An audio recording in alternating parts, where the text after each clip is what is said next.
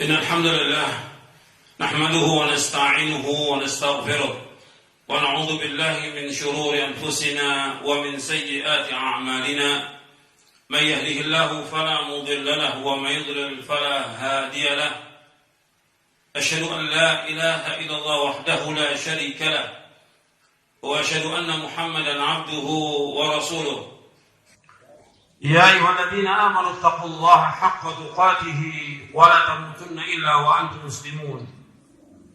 يا أيها الناس اتقوا ربكم الذي خلقكم من نفس واحدة وخلق منها زوجها وبث منهما رجالا كثيرا ونساء واتقوا الله الذي تساءلون به والأرحام إن الله كان عليكم رقيبا.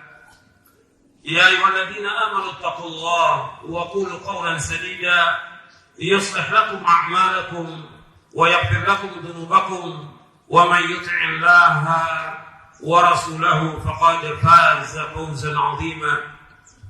أما بعد فإن أصدق الحديث كتاب الله وخير الهدي هدي محمد صلى الله عليه وعلى آله وسلم وشر الأمور محدثاتها وكل محدثة بدعة وكل بدعة ضلالة وكل ضلالة في النار.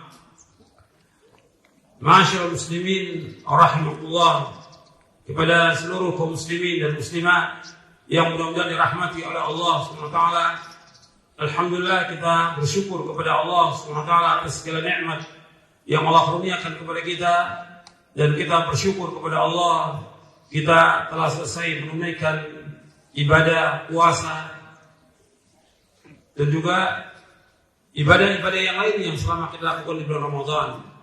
Yang mudah-mudahan seluruh amal kita diterima oleh Allah Subhanahu wa taala. Taqabbalallahu minna wa minkum. Ma'asyiral muslimin rahimakumullah. Dalam khutbah yang singkat ini ada beberapa hal yang ingin saya sampaikan. Yang pertama tentang syukur kita kepada Allah Taala, bahwa nikmat yang Allah karuniakan kepada kita sangat banyak, dan kita wajib bersyukur.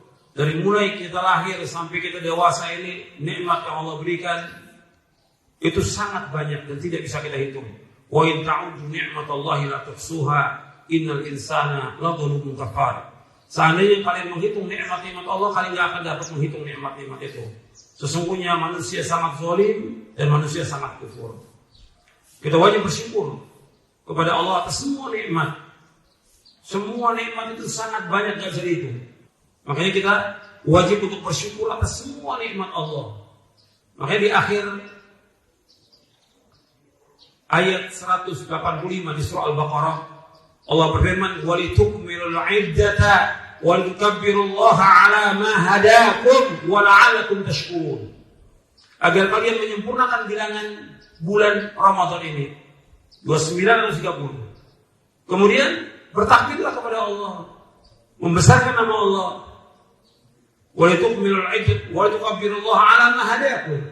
Kalian membesarkan nama Allah atas apa yang Allah berikan petunjuk kepada kalian. Wa la'allakum tashkurun. Dan agar kalian bersyukur kepada Allah. Di antara nikmat yang paling besar yang wajib kita syukuri, kita diberikan hidayah di atas Islam. Itu nikmat yang paling besar. Yang kedua, nikmat yang paling besar diberikan hidayah di atas sunnah. Betapa banyak orang diberikan hidayah Islam tapi tidak diberikan hidayah di atas sunnah. Ini nikmat yang besar, diberikan hidayah di atas sunnah, berjalan di atas Quran was sunnah ala fahmi salaf. Ini nikmat yang paling besar dari semua nikmat yang ada. Hatta seandainya kita tak punya apa-apa, kita fakir, miskin, tak punya apa-apa, tapi diberikan hidayah di atas Islam dan sunnah ala fahmi salaf, nikmat yang paling besar, lebih daripada nikmat yang ada di muka bumi semuanya. Ini wajib kita bersyukur kepada Allah. Dibimbing dengan Quran dan sunnah ala fahmi salaf, ini nikmat yang paling besar. Kita wajib bersyukur kepada Allah atas semua nikmat itu. Lebih dari semua nikmat yang ada. Karena apa? Ini berkaitan dengan kehidupan dunia kita dan akhirat kita. Makanya Allah berfirman dalam surah Taha di ayat 123, "Faman ittaba hudaya fala yadhillu wa la yashqa." Barang siapa yang mengikuti petunjukku, maka dia tidak akan sesat dan dia tidak akan celaka selama-lamanya. Selama orang itu berpegang teguh kepada Quran wa sunnah ala fahmi salaf, dia tidak akan sesat dan dia tidak akan celaka selama-lamanya. Makanya kita harus terus belajar, mengaji, mendengar nasihat dan mengamalkan dan mensyukuri nikmat ini semuanya.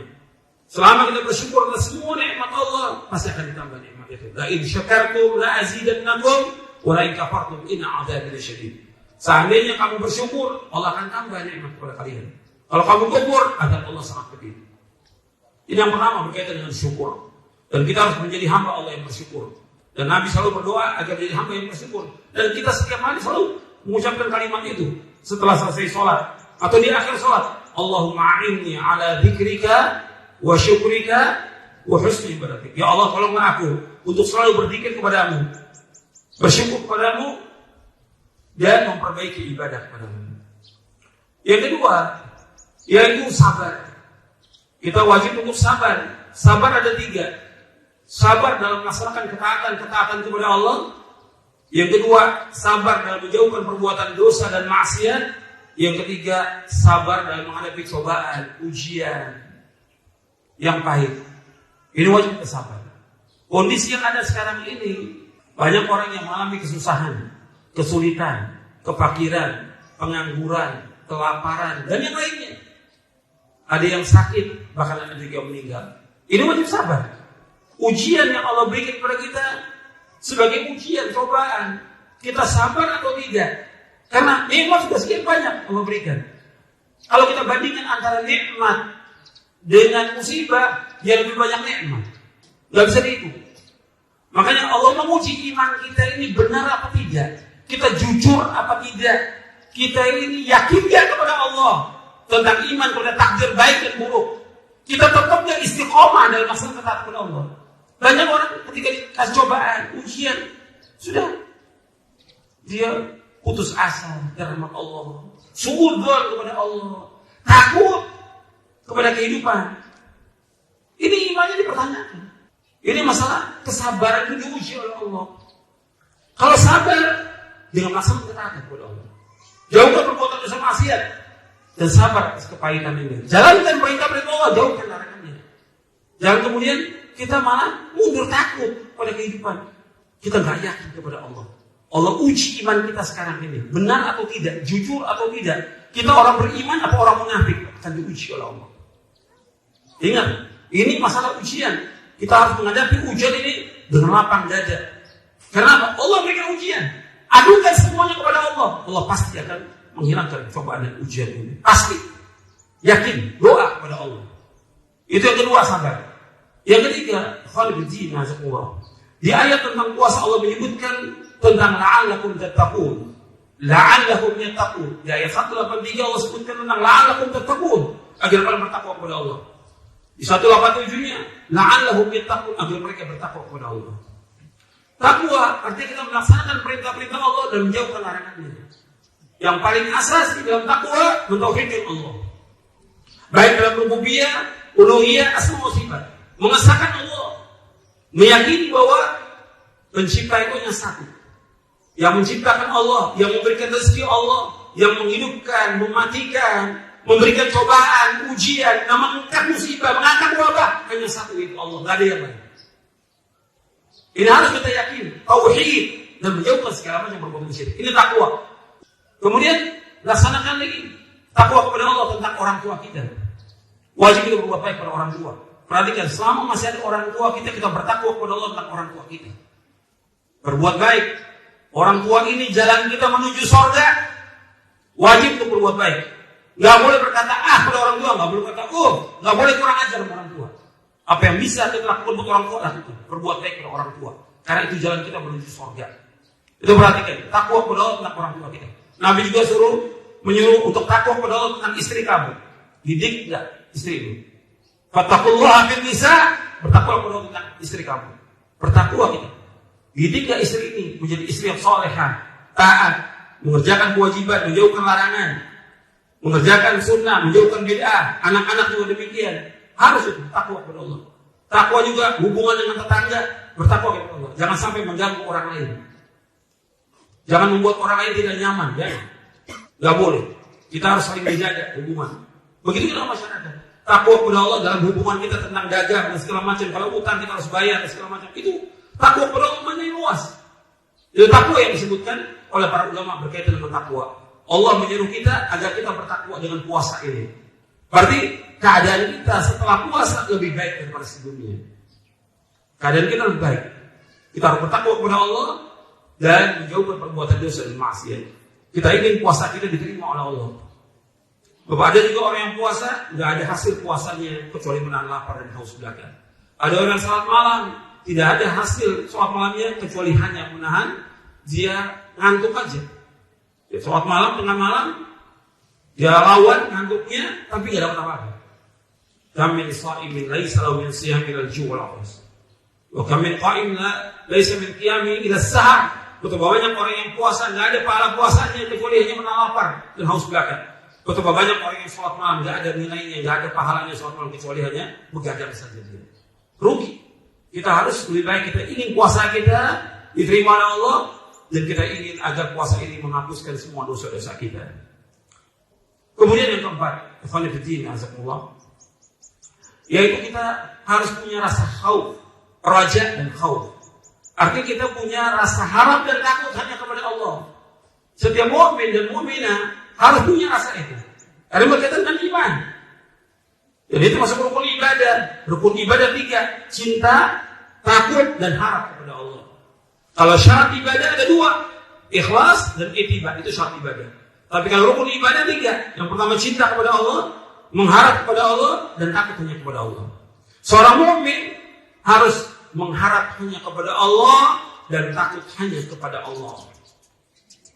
Makanya para sahabat radhiyallahu anhum ajma'in ketika mereka bertemu di antara mereka di saat Id, mereka mengucapkan taqabbalallahu minna wa minkum. Mudah-mudahan Allah menerima amal kami dan amal kamu. Mereka enggak pastikan bahwa mereka pasti terima, tidak, tapi tetap minta kepada Allah agar diterima amalnya. Allah berfirman dalam surah Al-Mu'minun di ayat 60, Allah berfirman, walladzina yu'tuna ma atau wa qulubuhum wajilatun annahum ila rabbihim raji'un. Dan orang-orang yang memberikan apa yang Allah berikan kepada mereka dalam keadaan mereka takut dan mereka yakin bahwa mereka pasti kembali kepada Allah.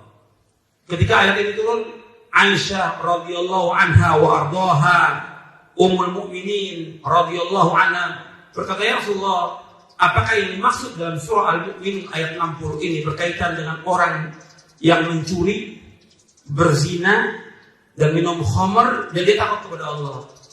La ya binta Siddiq, la ya binta Abi Bakar. Tidak.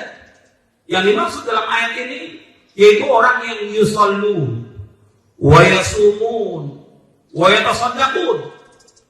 Yang dimaksud ayat ini adalah orang yang sholat, puasa, dan bersedekah. Dan mereka yakhaf alla yuqbala bihum, dan mereka yakhafun, mereka takut tidak diterima amal mereka. Perhatikan, orang beriman sudah sholat, puasa, zakat, sedekah, qiyamul lail, apa yang semua dilakukan, tapi tetap dalam hati mereka takut tidak diterima amalnya. Itu yang Allah sebutkan dalam surah Al-Mu'minun di ayat 60. Orang beriman seperti itu. Tidak memastikan amal saya ini pasti diterima. Tidak. Tetap doa, ya Allah, mudah-mudahan puasa saya, sedekah saya diterima, ya Allah. Makanya para sahabat bertemu di antara mereka mendoakan taqabbalallahu minna wa minkum. Mudah-mudahan Allah terima amal kami. Tidak memastikan diterima amalnya. Apakah itu sholat, puasa, zakat, haji, umroh. Di kita ini banyak sudah haji dikasih haji. Nggak ada dalam Islam. Belum tentu juga diterima hajinya. Tetap berdoa belum diterima. Tapi memastikan amalnya diterima tidak boleh. Ini perhatikan. Ini ayat Al-Quran dan ini penjelasan dari Rasulullah SAW. Kemudian yang kelima, ikhwan fillah, azakumullah, yang pertama tentang syukur. Yang kedua sabar. Yang ketiga yaitu kita takwa kepada Allah. Yang keempat yaitu kita khauf wa raja, takut dan harap kepada Allah. Yang kelima yaitu kita istiqamah. Setelah selesai kita melakukan puasa Ramadan, qiyamul lail, baca Al-Quran, menghatamkan Quran, kemudian yang lain amal soleh yang baik yang banyak kita lakukan, bukan berarti hanya untuk Ramadan saja, bukan. Tapi bagaimana kita terus setelah Ramadan ini melanjutkan amal-amal ibadah itu. Puasa tetap kita lanjutkan dengan puasa Syawal, 6 hari bulan Syawal. Kata Nabi sallallahu alaihi wasallam, "Man shama Ramadhana tsumma atba'u sittan min Syawal kana qasiyan min dahr." Barang siapa yang puasa Ramadan kemudian diiringi dengan 6 hari Syawal, maka seperti dia puasa setahun penuh. Qiyamul Lail juga demikian, tetap kita lanjutkan Qiyamul Lail. Meskipun tarawih telah kita lakukan, tetap sholat malam lakukan. Sholat malam keutamanya sangat banyak sekali keutamaan sholat malam. Dan itu sholat malam. Gak mampu 11, itu tetap kita lakukan 2, kemudian ditambah dengan witir. Dan terus seperti itu dilakukan. Karena apa? Amal yang paling utama itu yang terus, yang dawam. Kita sedekah, jangan berhenti, terus sedekah setelah Syawal ini. Baca Quran, terus baca Quran. Bukan berarti di Ramadan bisa hatam 5 kali, atau 4 kali, atau 3 kali, atau 2 kali. Setelah Ramadan ditinggalkan Quran, tetap dibaca. Nabi bersabda dalam hadits yang sahih yang diriwayatkan oleh Imam Bukhari, "Ahabbul a'mali ilallahi adwamuha wa in qalla." Sebaik-baik amal itu yang terus menerus, yang continue. Artinya amal yang paling dicintai oleh Allah, amal yang paling dicintai Allah adalah yang terus, yang continue terus menerus. Wa in qalla, meskipun amal itu sedikit. Jadi ikhwan fillah, azakumullah, bahwa kita harus terus setelah Ramadan ini dawam. Artinya continue melaksanakan ketaatan-ketaatan. Karena ketaatan nggak bisa lepas dari kehidupan seorang mukmin. Ibadah nggak bisa lepas dari kehidupan seorang mukmin. Dia wajib untuk ibadah sampai kapan? Sampai mati. Allah berfirman kepada Nabi Muhammad SAW dalam surah Al-Hijr di ayat yang terakhir. Allah berfirman, "Wa'bud rabbaka hatta ya'tiyakal yaqin." Beribadahkan kepada Allah sampai datangnya al-yakin, untuk kematian. Terus ibadah kepada Allah, nggak boleh lepas. Dan yang sudah kita lakukan dari ibadah ini, kemudian kita tinggalkan, kita berdosa.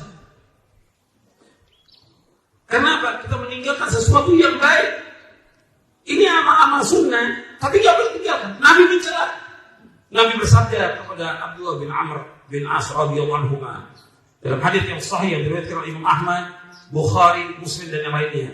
Nabi bersabda SAW, "Ya Abdullah, la takun mithla fulanin kana yaqumul laila fataraka qiyamul lail." Wahai Abdullah, janganlah kamu seperti si fulan. Tadinya rajin dia sholat malam, kemudian ditinggalkan sholat malam itu. Kalimat dari Nabi SAW ini sahih, Imam Ahmad, Bukhari, Muslim dan lain. Kata Nabi SAW, "Wahai Abdullah, jangan kamu seperti si fulan." Ini yang kalimat seperti ini bukan pujian, ini celaan. Jangan seperti si fulan. Tadinya rajin sholat malam, sekarang tinggalkan sholat malam. Ini celaan. Artinya nggak boleh. Kalau dalam amalan sunat aja nggak boleh, apalagi amalan yang wajib. Dia biasa sholat berjamaah, kan tinggalkan sholat berjamaah. Ini celaan bagi orang. Biasa nuntut ilmu, sekarang kan nuntut ilmu lagi. Ini celaan bagi orang ini. Nuntut ilmu wajib, sholat berjamaah wajib bagi laki-laki. Nuntut ilmu wajib bagi laki perempuan. Begitu juga amal-amal yang lain, baca Al-Quran, sedekah dan yang lainnya. Yang sudah rutin dilakukan, kemudian ditinggalkan. Ini celaan. Wahai Abdullah, jangan kamu seperti si fulan, tadinya rajin sholat malam, kemudian ditinggalkan sholat malam. Ini termasuk orang yang meninggalkan kebaikan, kewajiban, atau yang sunnah ditinggalkan. Orang yang seperti ini termasuk kufur nikmat. Dijelaskan oleh Syekh Muhammad bin Shalih Al-Utsaimin rahimahullah di dalam kitabnya Syarah Riyadhus Shalihin. Ketika menjelaskan hadis ini, orang yang sudah terbiasa melakukan amal-amal soleh ditinggalkan, maka dia kufur nikmat. Lagi yang wajib, seperti sholat berjamaah, seperti yang menuntut ilmu wajib, ditinggalkan. Ini orang kufur nikmat. Itu penjelasan Syekh Muhammad bin Shalih Al-Utsaimin. Artinya istiqomah itu kita tetap dalam ketaatan terus menerus. Seorang mukmin nggak bisa lepas dari ibadah kepada Allah, nggak bisa lepas. Kita hidup untuk ibadah. Allah ciptakan kita untuk ibadah, maka lakukan ibadah itu terus menerus dan sampai kita diwafatkan oleh Allah. Dan setelah Ramadan ini kita berusaha bagaimana keadaan kita lebih baik, ibadah kita, dan juga perhatikan hati kita. Kita berusaha bagaimana membersihkan hati kita dari sifat dengki, iri, sombong, kemudian serakah, tamak kepada dunia, dan yang lainnya. Itu harus bersihkan. Karena kita ingin ibadah kita terima Allah dan keadaan kita lebih baik daripada sebelumnya. Mudah-mudahan yang saya sampaikan ini bermanfaat untuk saya dan untuk sekalian, dan mudah-mudahan Allah menerima amal-amal kita semuanya, dan kita terus berdoa kepada Allah agar kita diterima amal-amal kita dan kita melaksanakan apa yang Allah wajibkan dan juga apa yang disunnahkan oleh Rasulullah SAW. Nanti setelah Id ini kita usaha bagaimana di bulan Syawal ini, pertama untuk qadha bagi perempuan atau laki-laki yang memang dia tidak puasa karena sakit atau safar atau haid atau nifas, dia ganti. Kemudian dilanjutkan dengan puasa Syawal 6 hari. 6 hari itu bisa dilakukan di awal, bisa di tengah, bisa di akhir. Bisa berturut-turut, bisa berpisah. Yang penting di bulan Syawal kita lakukannya. Tidak bisa di bulan lain, di bulan Syawal. Karena puasa Syawal namanya di bulan Syawal. Jadi ini harus kita usahakan dan kita upayakan untuk bisa kita laksanakan. Mudah-mudahan amal kita diterima oleh Allah Taala. Allahumma shalli wa sallim wa barik ala nabiyyina Muhammadin wa ala sahbihi ajma'in. Rabbana dhalamna anfusana wa lam taghfir lana wa tarhamna lanakunanna minal khasirin. Allahumma ighfir lil muslimin wal muslimat wal mu'minin wal mu'minat al ahya' minhum wal amwat innaka sami'un qaribun mujibud da'wat. Rabbana dhalamna anfusana wa lam taghfir lana wa tarhamna lanakunanna minal khasirin. Rabbana la tuzigh qulubana ba'da idh hadaytana wa hab lana min ladunka rahmatan innaka antal wahhab. Rabbana hab lana min azwajina wa dhurriyyatina qurrata a'yun waj'alna lil muttaqina imama. Rabbana اللهم اقسم لنا من خشيتك ما تحول به بيننا وبين معاصيك ومن طاعتك ما تبلغنا به جنتك ومن اليقين ما تهون به علينا مصائب الدنيا اللهم متعنا بأسماعنا وأبصارنا وقوتنا ما أحييتنا واجعله وارث منا واجعل ثأرنا على من ظلمنا وانصرنا على من عادانا ولا تجعل مصيبتنا في ديننا ولا تجعل الدنيا أكبر همنا ولا مبلغ علمنا ولا تسلط علينا ما لا يرحمنا اللهم إنا نسألك العفو والعافية والمعافاة في الدنيا والآخرة اللهم إنا نسألك العفو والعافية والمعافاة في الدنيا والآخرة اللهم إنا نسألك العفو والعافية والمعافاة في الدنيا والآخرة ربنا آتنا في الدنيا حسنة وفي الآخرة حسنة وقنا عذاب النار وصلى نبينا محمد صلى الله عليه وسلم تقبل الله منا ومنكم السلام عليكم ورحمة الله وبركاته.